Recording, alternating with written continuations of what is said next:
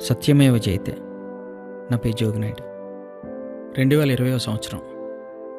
మీరు నేనే కాదు, ప్రపంచంలో ఎవ్వరూ మర్చిపోలేని సంవత్సరం అది. కోవిడ్-19.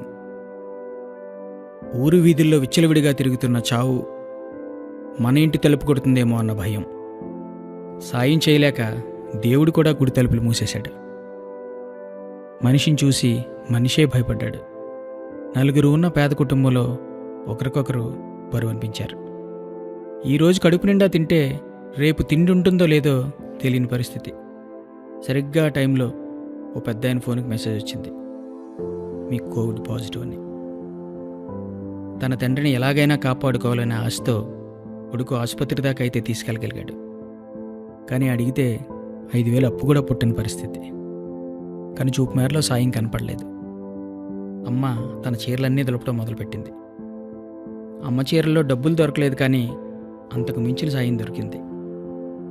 ఆరోగ్యశ్రీ కార్డు. నాన్నకు వైద్యం మొదలైంది.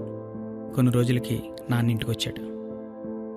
ఆశ్చర్యం ఏంటంటే నా అనుకున్న వాళ్ళు ఎవ్వరూ సాయం చేయలేదు. ముఖం కూడా తెలియనివాడు ప్రాణాలే కాపాడేశాడు. ఇలా జగన్ అనే ఓ వ్యక్తి ఆరోగ్యశ్రీతో 27 లక్షల మందికి వైద్యదానం చేయడమే కాదు, దేశంలో ఇంకెక్కడా లేని విధంగా కోవిడ్ ట్రీట్మెంట్ని సైతం ఆరోగ్యశ్రీలో చేర్చి ఆంధ్ర రాష్ట్రంలో ప్రతి ఇంటికి బంధువు అయ్యాడు. చాలా గొప్ప విషయం కదా.